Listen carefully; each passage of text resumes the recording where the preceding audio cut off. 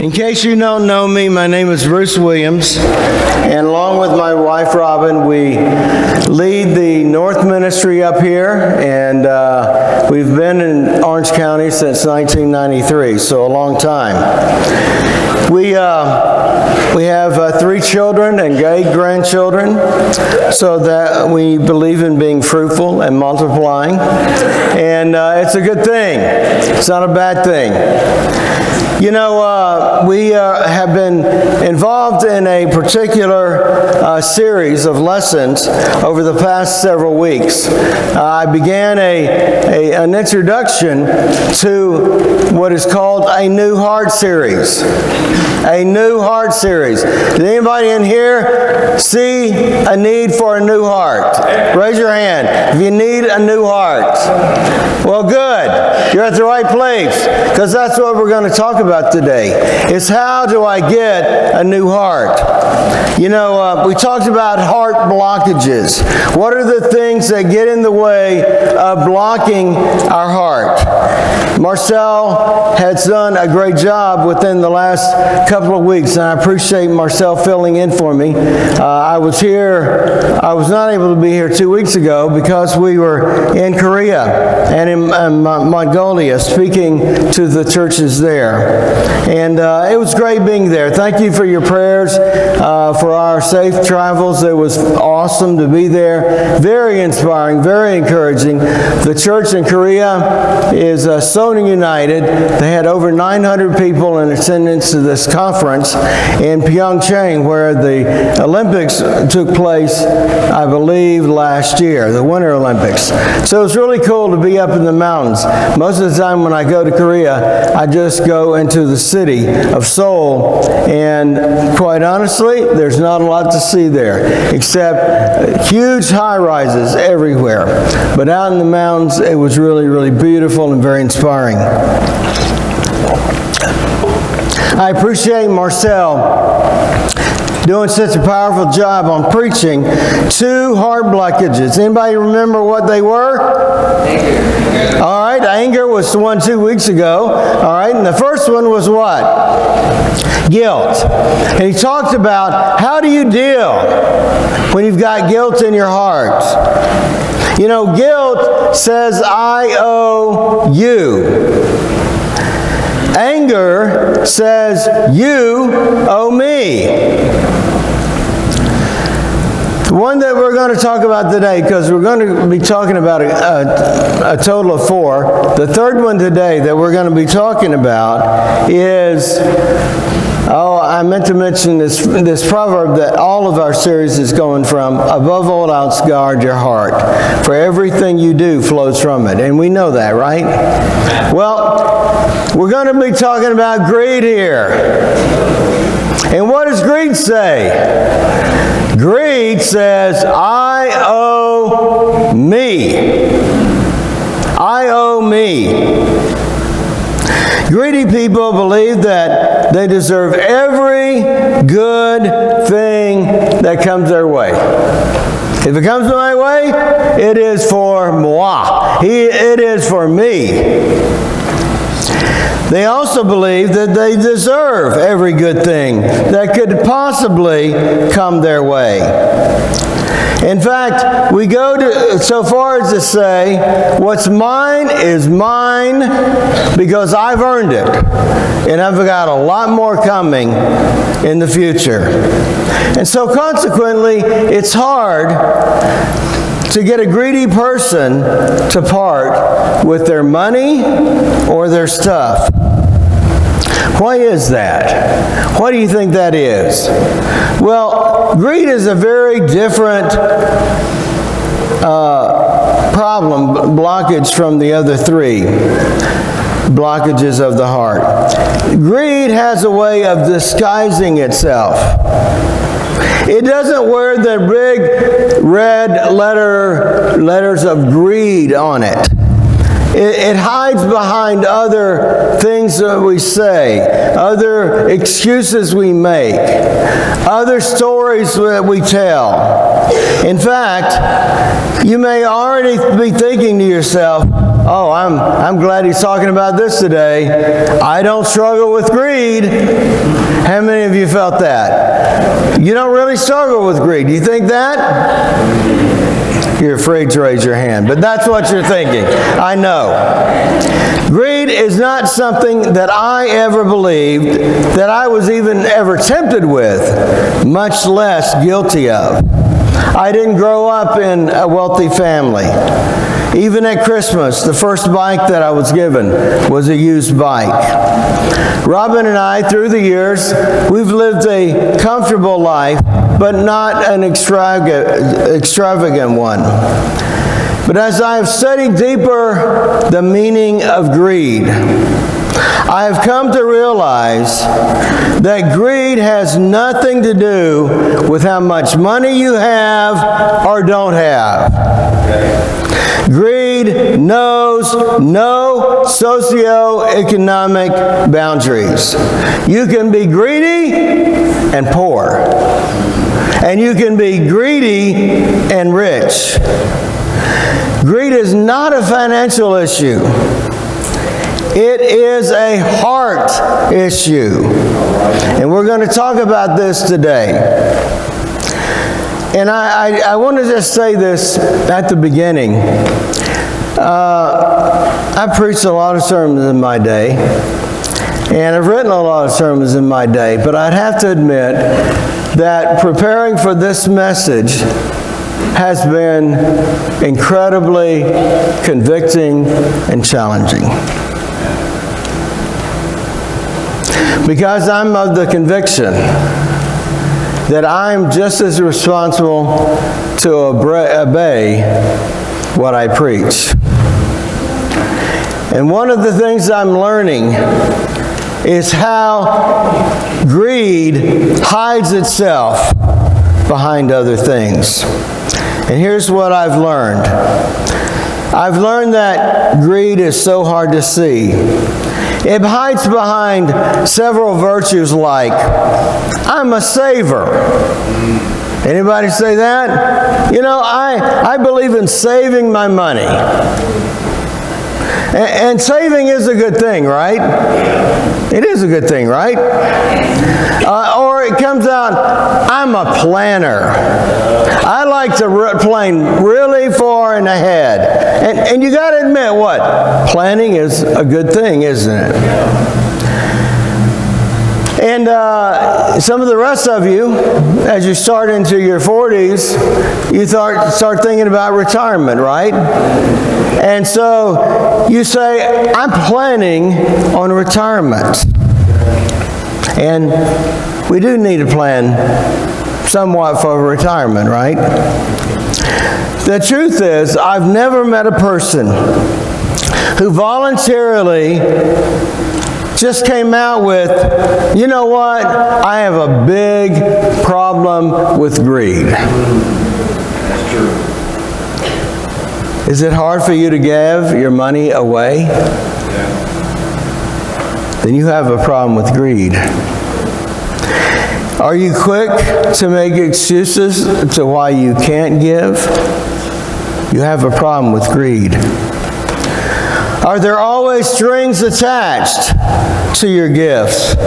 I'll give this, but I want to control how it's spent. I've known disciples in God's family who won't drop a dime in the general contribution basket or online or however they give or would give, but they'll give to some other cause because they can be in total control. It's a way to be in control. And that's another sign of greed, I've come to find out. You know, there's a parable that Jesus told, and let's go over to it. It's in Luke chapter 12, verse 13. You ready for the Word of God? All right. Let the Word of God really speak to you here today, please. And I don't care whether you have a lot or you have a little. Let the Word of God speak to you, because He will if you let Him. Someone in the crowd came up to Jesus "Teacher, tell my brother to divide the inheritance with me." And what did Jesus reply? "Man, who appointed me a judge or an arbiter between you?" So did Jesus want to get in the middle of this? No, he didn't want to get in the middle of this. And but he also, you know, I got one little thing to add here. Watch out. Be on your guard against all kinds of greed. Life does not consist in the abundance of possessions. How many of us believe that verse? How many of us believe those words? Do you believe them? Do you believe them? He says, first of all, be on your guard. Why? Because of the 4 heart blockages we're going to be talking about, or have talked about, greed is the most subtle of all. You need to take special note of this part of the passage. Life does not consist in the abundance of possessions. Do we all believe that? Let's say it together right now. Life does not consist in the abundance of possessions. You know, to the greedy person, stuff equals life. And they bought into the lie. My stuff is my life. Their stuff is an extension of who they are. So, which is why some people, once they lose their stuff, they don't have any reason to continue to live. Does our stuff equal our life? We know deep down that it doesn't, right? We know deep down that it doesn't. But who are we the most enamored with? Let's think about it. Let's get real here today. Who are you the most enamored with? Whose house do you admire the most? It's probably some celebrity on some mansion on some hillside somewhere. You don't imagine this little hut that somebody's got buried in outside, and I'm not going to say where because I don't want to offend any city around here. But you know what I'm talking about. We're not enamored with huts. We're not enamored with just a plain house. Or how many women are enamored with, wow, look how many shoes that woman has in her closet. I wish I had that many shoes. I wish I had a closet for that many shoes. Or do you say, man, look at that dude's Ferrari. How much did it cost? Oh, just $400,000. We're enamored, aren't we? Let's get honest. We are enamored with people who have a lot of stuff. We think that defines them. That's what we think. But it doesn't. And Jesus went on to say these words. He told them this parable. The ground of a certain rich man yielded an abundant harvest. He thought to himself, what shall I do? All right, so this guy has just reaped what? An abundant harvest, right? You know, when you're a farmer, and I know we don't have any farmers in this room. I don't think. Maybe. If you are here in this room and you're a farmer, then you will know the truth of what I'm about to say. And that is, a farmer is completely dependent on God / the weather as to what kind of crop he's going to have. That part I know, even though I'm not a farmer. I have relatives that are farmers. And I remember visiting them in years when the crop was abundant. And I remember visiting them during years when it was decimated. And so this man had a year of abundant harvest. And what did he do? He said, he thought to himself. We do that, don't we? We think to ourselves a lot, don't we? And we say, what shall I do? I have no place. My barns are so full, I have no place to store my crops. Then he said, I've got a great idea. This is what I'll do. I'll tear down my barns, and I'm going to build a bigger one. And there I'm going to store my surplus grain. And I'll say to myself, you have plenty of grain laid up for many years. You may be able to retire early. Take life easy. Eat, drink, and be merry.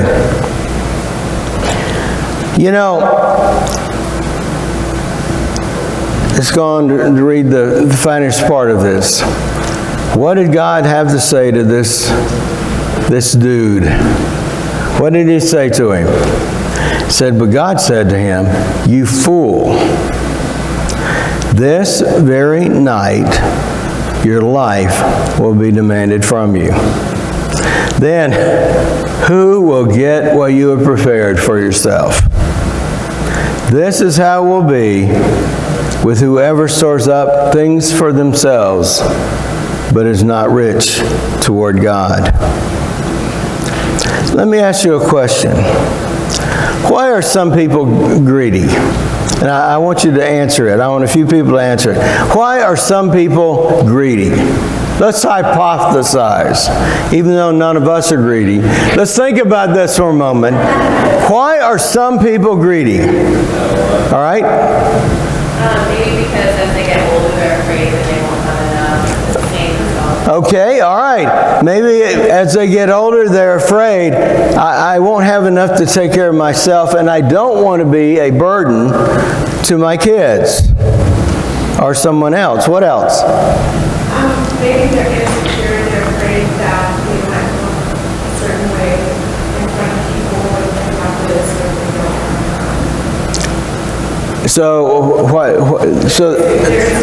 So they're greedy. Their greed leads them to insecurity, or this insecurity leads to greed because they're concerned about how they're going to look to other people. Okay, what else? Anybody over here? Come on, college students, tell me something. Oh, you're not a college student, but I'll go and call on you anyway. Go ahead, Bryce. It's the fear of losing. You just keep storing more, just in case if you lose, you have some more. All right. Left over. All right. We've gone through a recession, haven't we? Oh, yeah. If you're over 10 years old, you've gone through a recession. That was what happened in 2008 and 9. We went through a major recession. And, a lot of people lost their homes. And a lot of people lost a lot of money. And so they had to start over. And so that could be a reason. One more possibility. Looking for happiness. If I only had that, I'd be happy. Okay, so they're thinking, even though they're not saying it, they really believe that life, my high happiness, is going to come when I have more stuff.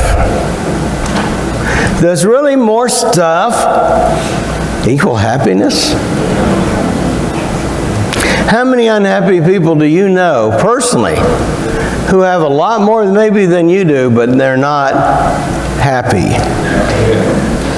I do believe that there are some people that are just concerned about themselves. It's all about me, me, me, me, me. But I think other people are afraid. I think they're afraid of being a burden. They're afraid of being impoverished. They fear that God can't or won't take care of them. For the greedy, you can never have enough. In studying this topic, this has definitely challenged my thinking. I am tempted with greed, and I am guilty of greed. I possess more stuff than I need. My wife, Robin, is a lot more pure-hearted than I am. When she cleans out her closet, the stuff she takes out of her closet goes in the truck to take to Goodwill. When I clean out my closet, which not very often, it goes into a box to put somewhere else. It's the most annoying thing to her, maybe one of the most annoying things to her that I do. You know, we have a garage, and we have a two-car garage, but those two cars have never been in that garage. And I've even driven by other people's houses that have 3 garages. And I go, man, I wish I had 3 garages. I'm serious. I'm being honest here. Why didn't I land a 3-car garage?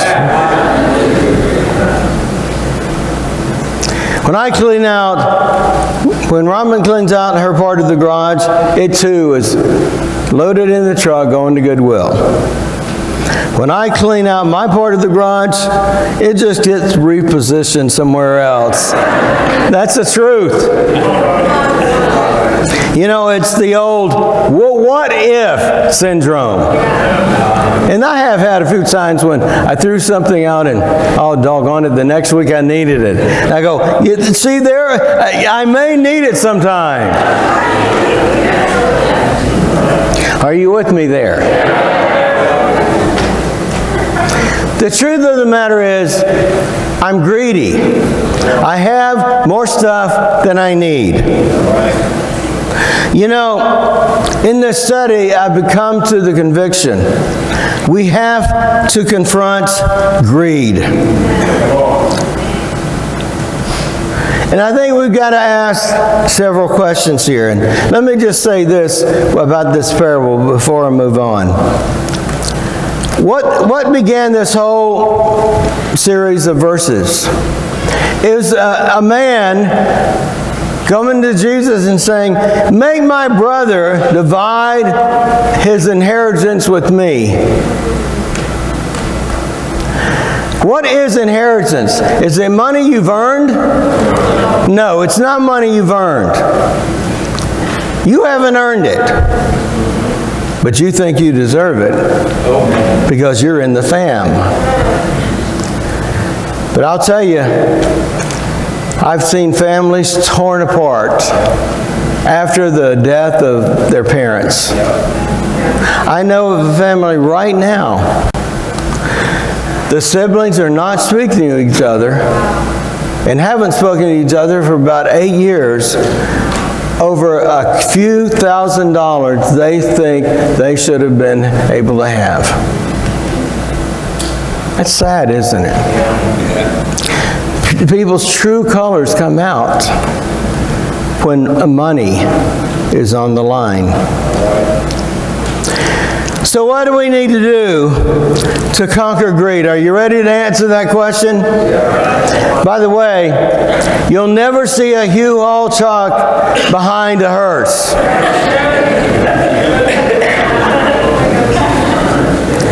You know, you can't take it with you. But sometimes we act like we can. Don't we? Sometimes we're like, I'm going to hold on to this and hold on to this and hold on to this, and boom, I'm dead, and now who's going to get it? I have no choice. No, whoever is going to get it is going to get it. That's Jesus' penetrating question. Then who will have all that you've been accumulating for? But no, we don't have these. Or not many of us would dare do this. But we might do that. How many storage units do you think there are in Orange County? There are a lot. And it's not for a temporary time so they can change houses or something. No, there's stuff that are in people's storages that have been there for years, decades. These are signs of greed, and we've got it. Well, what's the answer? We got to confront greed, and we got to ask this question: Lord, where is greed hiding in my heart? And I want everybody in this room here today, every college student, every high school student, every adult, everybody, where is greed hiding in my heart? I've noticed there are things that are hiding in my heart because of greed. Greed is so difficult to identify. And so that's why we need to ask God, God, where is greed hiding in my heart? Remember, it has nothing to do with how much you have or don't have. It's a heart issue. It's your mindset toward money. It's not just how much you have. It's your mindset. And ask God, God, where is greed hiding in my heart? While it's hard to see it in yourself, it's fairly easy to see in other people, isn't it? And because here's what greedy people do. They talk a lot about and worry about money. Know anybody like that? They're not cheerful givers. They're reluctant to share. They quibble over small amounts of money. Well, I think you shorted me $1. You owe me more than They talk as if they have just enough to get by. They often create a culture of secrecy around them. I don't want anybody to know anything about my finances. They won't let you forget what they've done for you or the church. Hey, you remember that time? They're reluctant to express gratitude. They aren't content with what they have. And they attempt to control people with their money, to be very, very manipulative with their money. All of these things are demonstrations of greed. Any of them hit home? Any of them look alike, like, oh, that sounds familiar? You know, we've got to confront greed, and we've got to be willing to pray, God, where is greed hiding in my heart? Be honest. Be honest. Number 2, ask the question, Lord, what do you want me to do with my extra? Let me ask you a question. Did this man in this parable, did he have extra? Oh, yeah. Did he have extra?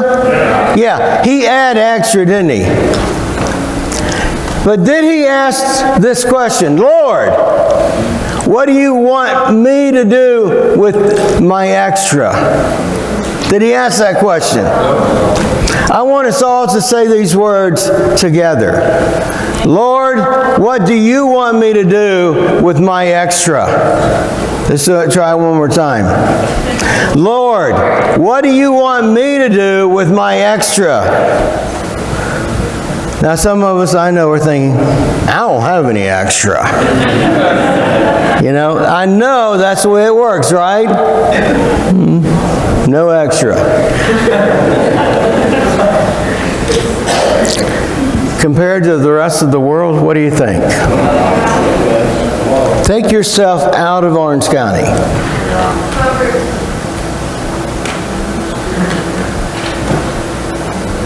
You do have extra.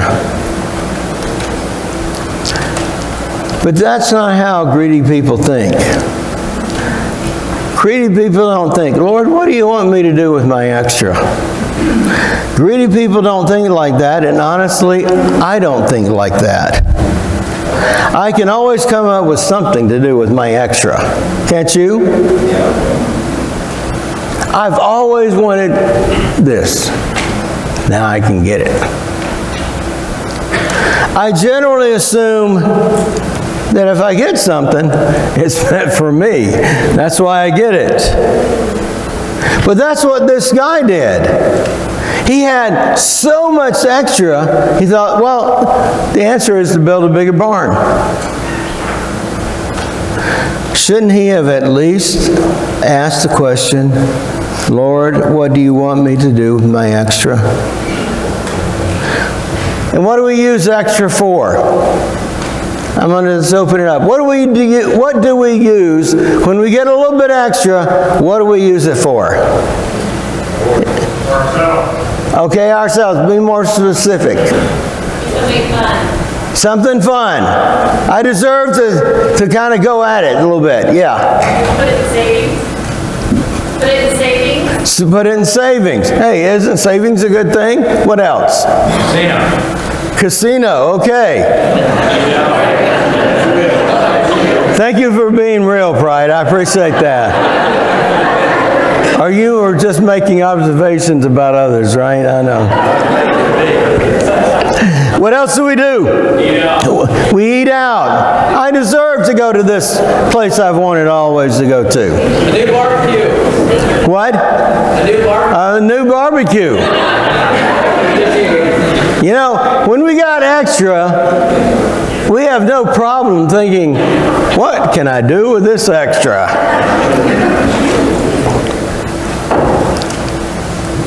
Is it to buy the latest iPhone? Is it to buy the latest fashion? The latest car? Is it to buy, accumulate? Is that what we do with our extra?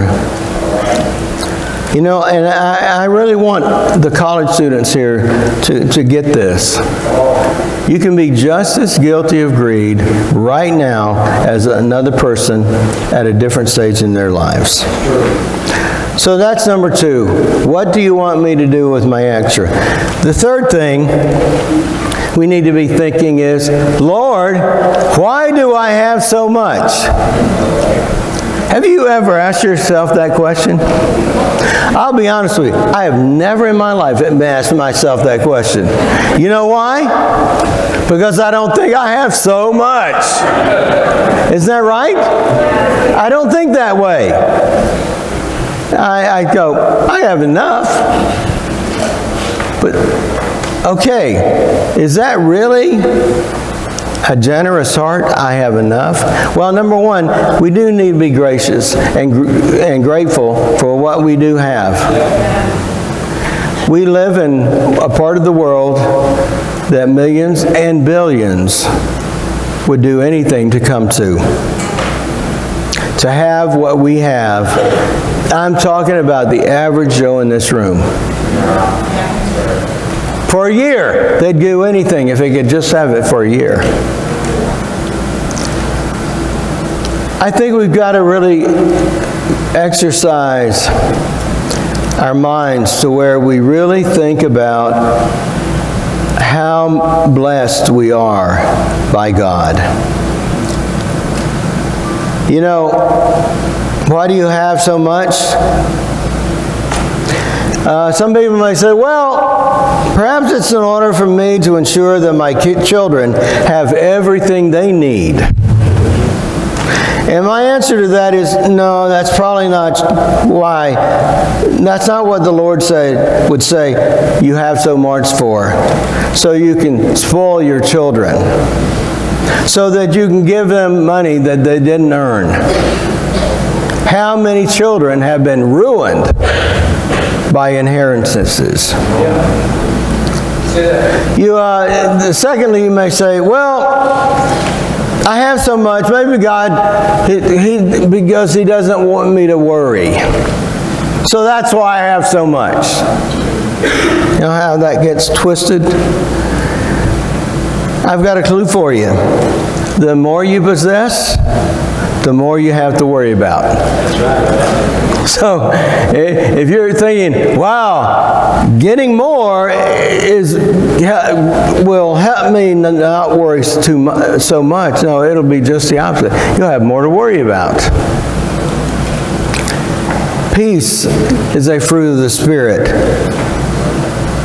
Peace is a fruit of the Spirit, not a fruit of accumulation. Perhaps it's to elevate your standard of living. And I would say to that, that's a never-ending pursuit.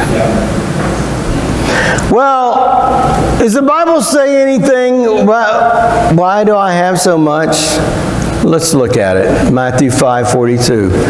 Give to the one who asks you, and do not turn away from the one who wants to borrow from you. In essence, what does Jesus say you need? If you're asking the question, why do I have so much? The answer is to share. You remember that? Were you taught to share growing up? These are two of my grandkids. This is Caden on the left, and his sister Elle on the right. Elle is actually taller, but Caden looks bigger because he's up front. But you know, they love to come. And I'd like to say to our house, but it's really Grandma's house. They love to come to Grandma's house. And what do you think they love to come to Grandma's house? Yeah, because they get a lot more than they get at home, right? They don't go, oh, I'm excited to go to Grandma's house because I'm not going to get any snacks. I'm not going to get any cookies. My grandma is really good about all that. No, that's not the way they think, because it's not true. I'll tell you that right now. You know, it's not true. Why do they like coming? Well, I'm sure they love us. I do, but they also love what they can get from us. You know, and occasionally when they're there together, Robin will say, I've got 2 cookies left. And which one of these two do you think was initiating to have something to eat? Caden, without a doubt. That boy can eat more than anybody I've ever seen in my life. Especially sweets. So he gets 2 cookies. And that's all we got in the house, are 2 cookies. What do you think's going through his mind?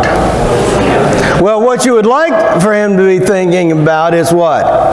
Oh, I have one that I can share with Elle. Do you think he would do that without prompting?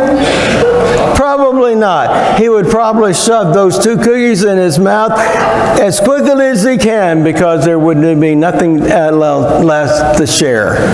That's the way kids are, right? They need to be taught how to share. Is God trying to teach you the same thing right now? I believe He's teaching that to me. That's not just a kid thing. At least not a kid thing in age. That's a kid thing when you're a child of God. Generous giving will break the grip of greed in your life. Greed is conquered with generosity. So whether or not you think you have extra, give and give generously. We need to be giving to the point to where it actually impacts your lifestyle. You aren't able to do this because of how much you give here. I'm not able to do this over here because of how much I give here. If you're not willing to give to the point that it impacts your lifestyle, then according to Jesus, you're greedy. If you're consuming to the point of having little or nothing left to give, then you're greedy.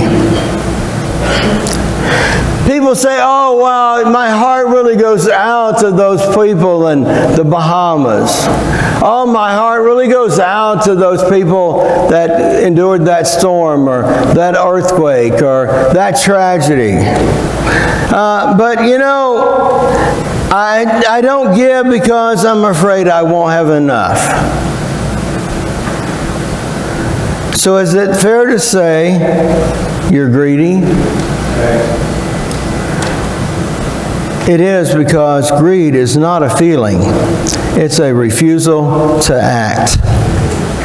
We get caught up in this and say, well, I know where my heart's at. I feel compassion for people.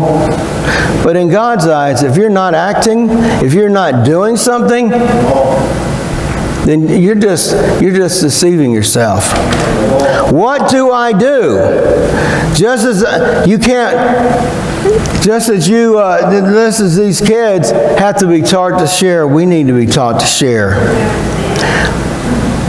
You know, just as you can't wait until you're in shape to start exercising, don't wait to start giving until your fear of giving is gone. Giving is the way God chooses to change our hearts and rid us of greed. Giving gets rid of greed. You know, and I want to give you two particular examples here, or two particular practicals to close out. You want to hear them? Number one, you need to be a percentage giver. What do I mean by that? When Robin and I used to write checks, our contribution check was always the first check we would write every single week. It wasn't the last. See what we got left over. Okay, that goes in. No, it was the first. It's because we had determined in our hearts that God wanted us to give between 10 and 12%. And we've done more than that, but it's never fallen below that.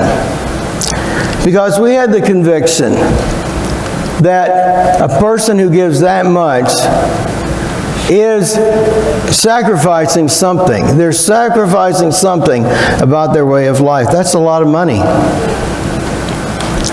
And I'm not saying that to hold us up. I'm sharing it with you because I was given this really deep conviction as a young disciple. Perhaps by some people that are just like I'm talking about today. When we created a budget sheet, the contribution was always at the top. We wanted to make sure that God's kingdom and mission was funded. We started at around 10 or 12%, and we've never dropped below that.